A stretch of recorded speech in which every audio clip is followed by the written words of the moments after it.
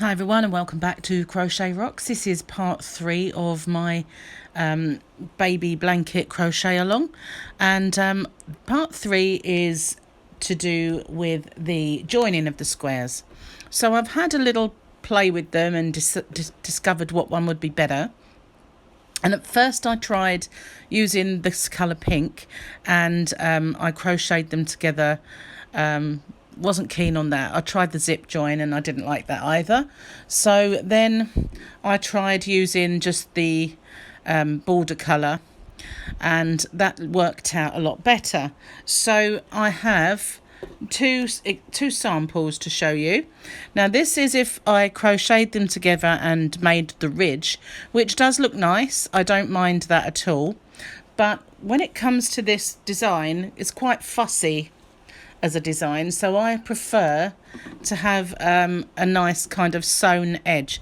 So I just have decided to go with the whip stitch join, and it's very easy in this particular design because you just have stitch for stitch all the way, and it works out really well, especially in the corners, much better than some work out. So if you haven't already, please don't forget to hit the subscribe button and the notification bell, and you'll be informed when there are new videos. And part 4, which will be the border. So I'm going to show you how I've done both of these so that you get to choose for yourself. You don't have to follow it exactly the same as I have, but this way is fairly simple. You just use the same colour as your edging yarn around the square, and we just take any two squares, just any two, it doesn't matter, and we will put them back to back so each side is the correct one, and that's how you make sure you get it in the right place. So now we need to look for this corner stitch. Let me zoom in. So I need to insert my hook into this stitch here, and I've gone in between the two top parts of the stitch, and I'm going to do exactly the same with this one in exactly the same middle stitch. Didn't quite catch it there. There we go. So now I'm going to leave a very long tail because we do need to secure it, and I'm going to yarn over and just pull that through. So it is a vulnerable edge at the moment, it's not secured in any way, but we'll sort that out at the end. And then we just go in stitch for stitch, like into that one, and then the corresponding one you can see here, and we just go into there, mind the tail out of the way, and all we do is yarn over and pull it through both the stitches and the one on your hook. And you do exactly the same again, making sure that you've gone through both of those loops. I have to unzoom a little, I think, otherwise it'd be difficult for you to see it. And so just keeping them all the same, we're going to do it into the next stitch. So we go through all those 4, move the tail out of the way. I think it's because I'm hot, it just wants to stick to me, and we just pull it through and pull it through the one on our hook. It's much simpler when you're not doing it in front of a camera. So then we're going into this one, which is the one in between. Well, it's not really the one in between, but it does look that way. So we're going to go into, that's our first one, and whoops, that didn't quite work out, did it? It's always the way when you're on camera. I'll just go back one. The yarn split on that one. But it's quite simple. You just go into both loops of those 2 stitches so you can see that you're going through them. If you can pull it so that you can see them quite clearly if you need to, and just slip stitch again into the next one. You don't have to pull it like this, I'm just showing you, but when you've got them side by side it's quite simple just to go through both like that, and then you get this lovely ridge appearing, and it's a really nice join, and you do that all the way along. But you do need both ends to make sure that you secure. So you just continue like that all the way down, and it makes this ridge. I'll show you on the one that I have finished over here. So what you'll do is you'll match stitch for stitch, and you can see that all of the little ridges line up. So you just go in, and then once you've finished, this is the end that we started with. So I would just work that back, make sure I do it into a knot before I embed it. Go through here, and then I embed it a few times through there. And the same with this side, because this side is even more of a vulnerable end, because, you know, all I'd have to do is pull this and it would undo the whole thing. So I would try and make sure that I pull this end through to the back. It's hard to see because I can't see it too clearly. Where's that? There it is.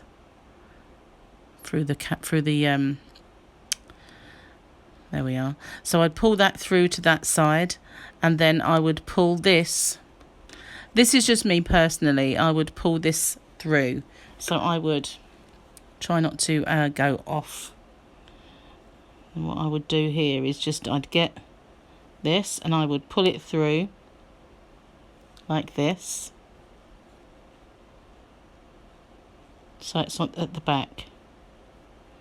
I was not going to do it, but I would pull it through to the back and hide that, and just sew that in once I'd ended off. But of course I'm not going to be doing this, so I don't want to secure my ends. But if you didn't secure it, this would happen, and then that would be a disaster. So I'm just going to sew mine together, so I didn't really need that. But whip stitching is by far the easiest method to join these, and I like it better. So that is just very, very simple. I'm just going to thread a darning needle.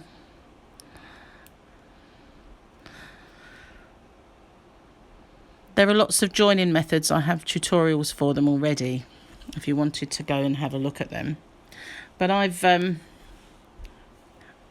just decided that this one works out far better. So I'm going to go into the same stitch here as I did when I was doing the other join, and I'm going to again leave a very long tail because it needs to be secured and sewn in, but I just kind of hold on to that for now so it doesn't get any bigger, if you know what I mean, any looser should I say. So that's those there, and I just then go in once again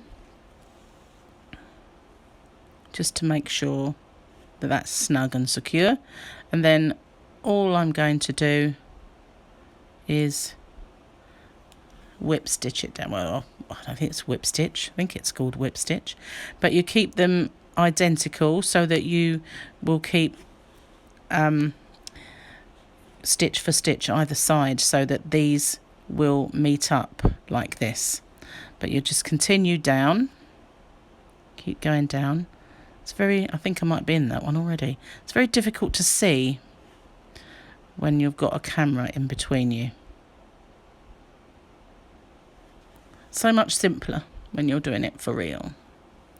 And then I don't pull it too tight, just not loose either, but not too tight. So I just go into the next one, making sure I go through those two loops and just snug it down. Not tight, just right. And then into the next one.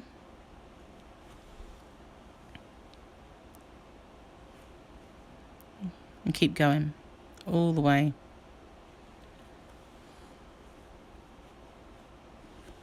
And that way it keeps, as you can see, it's all nice and secure and in the right place. Whoopsie.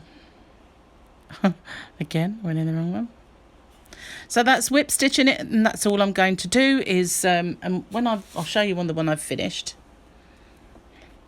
I'll kind of, when I get to the corner, I make sure I go into the two edges, and then when I'm going into the next one, I can make sure I go into that same edge and when I come down here, the same edge, and it keeps that nice and tight in that corner without a bump or without problems. But it's a nice big square, and I think it looks so much better with the stitching. It just looks a little neater. The slip stitch method does look nice as well, but I just figured that with all the ridges, it was just another ridge. It looked effective, but just for my personal preference with this one being a baby blanket, I just wanted to sew it. But you can choose either way. Either way is perfectly fine. And so it's simple just to keep going. So I'm going to pause the video and I will catch up with you at the bottom and show you what we do when we join another piece. Okay, so I'm almost at the end, so I'm just going to carry on until I get to the bottom. So this is what am I going to say? This is almost done, and sometimes you can carry on using the same needle and wool, yarn, whatever you want to call it, but sometimes it starts to split and twist, so you have to break off and start a new one. So this one seems to be okay at the moment. I'm not sure if it's long enough. I think it is, but as you can see, it's starting to pucker. That's what normally happens, and I end up wanting a fresh one. So just make sure I'm going in the right one. Yes, I am. And I should meet up exactly the same point here. So there's my corner, and there's my corner. So I've gone in the same stitch, and I like to give it just another one in that corner one to keep it snug. So now all I need to do is to turn it and bring in another one. If this had, become just a little bit too fragmented, because it does break apart, then I would just end off with that one, start a new one. So I've gone into the same corner piece, so that one chain there, and I'm going to add it to the same stitch there. And now it's just a simple case of doing exactly the same in all of the corresponding ones, just as you have up there, and just keep going and add more and more. So I'm going to do this one, and then I will definitely need to change my my yarn, because it's well, I don't think I'll have enough anyway to carry on. It's not that long, this piece now, but I don't like having a piece that's too long, because it does always end up going all curly on me for some reason. But that's it, basically. That is just how I normally, sorry about knocking the camera, just how I go about my sewing together. If I had different colours and I wanted to do this like an invisible join, I do have a tutorial for that on my, I think it's Edges and Joins playlist, where I have quite a lot of unusual joins as well. I've got the zip join and a zigzag join, which is quite cool if you want to have a look at that. I have left and right hand tutorials for it as well. So, but that's basically all I'm doing, is making sure that I sew stitch for stitch so that these ridges all kind of meet up and that my corners meet up. And it's so much easier when you lay it out on the table like this. Before, when I was trying to show you, it's not so easy. It is when you've got it in your hands when you're sitting down, but not so much when you're on a table. It's just best to lay it flat and get a good look at it. So that's it. Hope you've enjoyed this and enjoy making the blanket. So I'm going to carry on until I've got all my squares together, and I've got I've got three at the top and 4 down the bottom. So it won't take me very long because these are quite large squares. So once I've done this, I will see you for part 4 to do the border. Okay, thanks very much and see you on the next one.